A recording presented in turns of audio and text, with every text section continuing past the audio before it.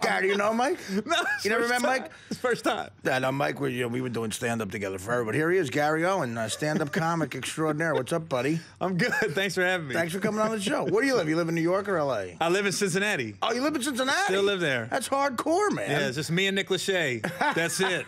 Does he really live there? Yeah. Do you guys hang? Yeah, no, not at all. I think Bootsy Collins lives there, too. It's the three of us. Oh, Nick Lachey. Was he the one married to... He's got a brother, right? He's got Drew Lachey, who was on Dancing with the Stars, and then he's married to the ex-MTV VJ. But he... Who did...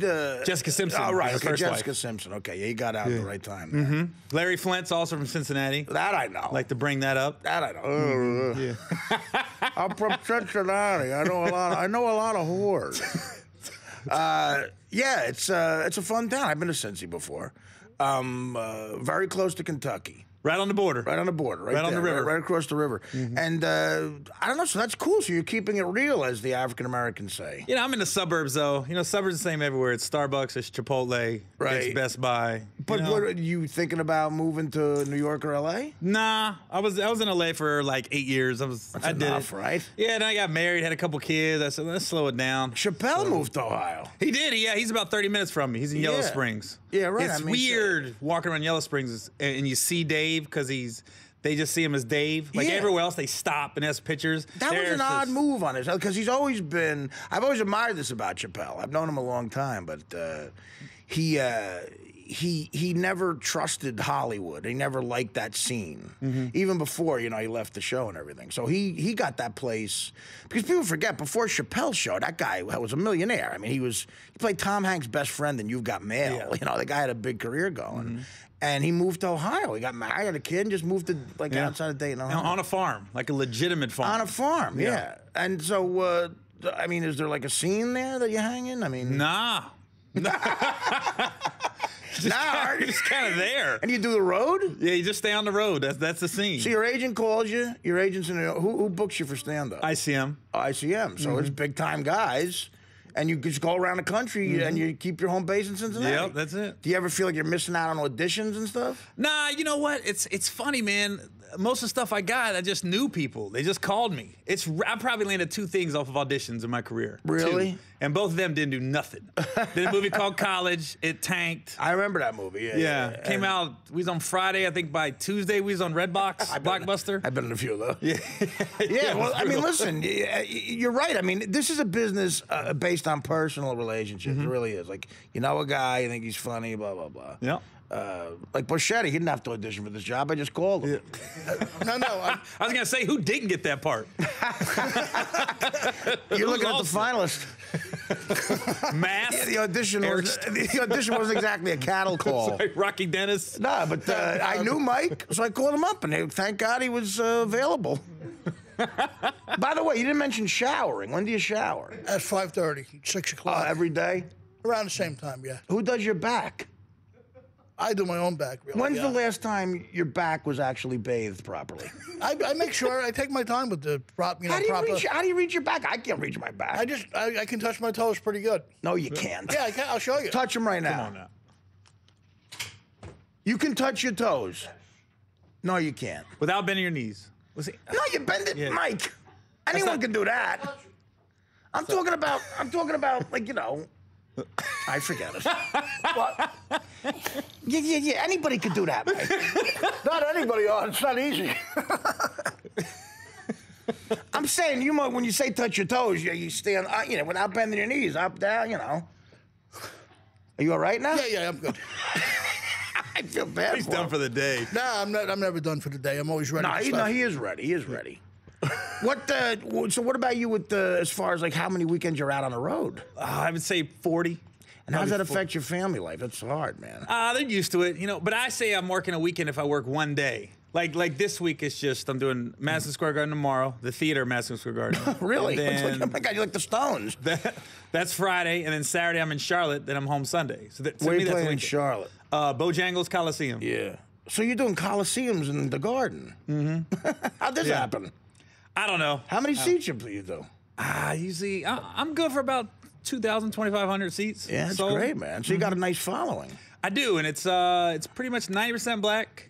And then How'd 10%. that happen? I was going to know. All your credits are black Yeah, credits. yeah. I said I'm the only comic I got to cross over to my own race. No, you know? yeah, you just finished a new movie called Ride Along with Kevin Hart and Ice Cube. Yeah. You star in True TV series Upload. Your co-host is Shaquille O'Neal. Yeah. So like how did you infiltrate the black community? Like, You know what? I don't know how it happened. When I first tried to do stand-up, they was listening to the radio and they said, I was in San Diego, I was in the military. Right. And they said, we're looking for the funniest black comedian in San Diego. So I called, I didn't say I wasn't black, I just entered. Yeah. So when I got there, they was Which like, is oh, fine. it's too late. Won the contest. Keep in mind, it was San Diego, wasn't like it was stiff competition. Right. You know what I mean? It was like funniest well, black you dude won in the Harlem. contest, but it actually said in the title of the contest, funniest black comedian, and they in gave San it to you. Diego. Yeah. So that got me an audition on Comic View, which was BET's show, and it was a contest. So you just go up there and you keep winning your rounds, basically. I kept winning, and then I got an hour special, and then 4 guys And now got you hour got a specials. following. Then they give you the hosting job. So I got the hosting job on BET, and then it just kind of took off from there. And then for some reason, every movie I've been in had a black lead actor. Okay, so there's you're gonna do how many seats at the theater at the Garden? Like about 25? I think it's 5,000. Okay, 5,000. 5,000. You sold out? No, I think we're at about 3,500 right now. 3,500. So, and what percentage of the audience is going to be black? 90. You're kidding me? Yeah. That's Like- extraordinary. It's like the Knicks locker room. I'm going to say. So, wait a minute.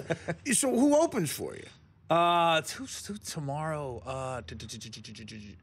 Tomorrow. Dougie Fresh is on it tomorrow. He's gonna. Dougie Fresh is going to spin, and he opens for you. No, This he's is just like, on. He's just on it. This is like an extraordinary thing, I think. Like, this has never happened before. Yeah, Where it's- a white guy's attracted that many black people for his stand-up gigs. Yeah, I can't call it. I don't know. Oh, I just listen, do it. man, money's money. I It's always great. say you can't pick your audience; they pick you. Like, And what's it's your just- material? Well, like, what, My is it- wife, my wife's black, so I talk about her and my Oh, kids. your wife's black. Yeah. You know, So your kids are half black. Yeah, hopefully. You know, don't want no Maury Povich episode. Where'd you meet your wife? In LA, she was working for the Clippers at the time, and I met her, and I called her. I asked if I could get her phone number, and I called her the same night, and she said, "Why you call me tonight?" I said, "I just got your number." She's like, "Aren't you supposed to wait a couple days?" I said, "Nah, I'm trying to hit this soon." So you you talk black too, though. Kindly got the hit. Well, to there. her, I did. I got a little. I get a little lingo twang, you know, and then I got I would be too worried. I would screw it up. Like instead of saying hit this, I'd say I want to hit you. Yeah. Well, I did say I didn't demand you when I first started dating black girls because first when I really dated, she had a weave and I didn't know what a weave was. Yeah. And she was at my apartment and her phone rang, her cell phone rang, and Right. she jumped up to answer it, but I kind of had a lock on the weave and didn't know it.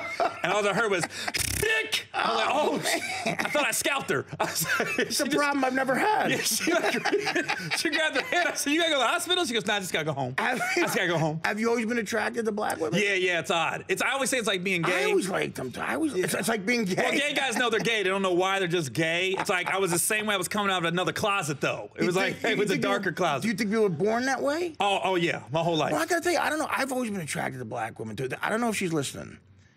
Probably not. I hope she's doing okay. But there was this black chick I went to high school with. Her name was Toy Green. Toy Green. Oh my God. She was smoking. I sat behind her in oceanography, which I failed. She would go. She was like a real hip. I think she got into the music business actually, because when I started trying to do stand-up, I grew up 10 miles outside the city in Jersey. I'd see her on the bus to New York. We'd take the same bus sometimes. She was like working for like Atlantic Records or something, and she would, she saw Prince before anybody saw Prince. She was like real hip. And she was hot, man. Jerry curl type stuff. Yeah. So I think I have that. I think I have that too, but I haven't let that go. I think I'm too afraid. I was really into that story. I was like, yeah. I wish she had a better ending. She got a Twitter. She got a Twitter. Look, you know what? Google her. Toy Green. T-O-I. Look her up on Facebook. Everybody's on Facebook. Yeah. T-O-I-G-R-E-E-N. So you just got to. It's so funny how creepy are modern times. You can just do this. Like this poor woman. I hope I don't affect their lives. Anyway, See, I went to an all-white high school. Right. All See, white kids. My high school was it was a real blue-collar town in North Jersey, and everybody got along. It was great. But we were literally 33% Italian, 33% Irish, 33% black. We had great sports teams. It Yeah. was like everybody's old man was a carpenter or a cop or something, Yeah. you know. And it was great. It was fun. But you had an all-white school. All white school, all white kids, and then I got to join the Navy and got Washington D.C. first duty station. And as soon as we went out, you know, that's Chocolate City. All the black girls liked me. Chocolate like, City. Everywhere we went, Chocolate it was City. black girls, That and sounds I was sexy. like, they liked me. So I made a decision when I was like not? 18. I was like, screw who I like, who likes me. I'm gonna go for this. Yeah, right. You know what I mean? That's a good point.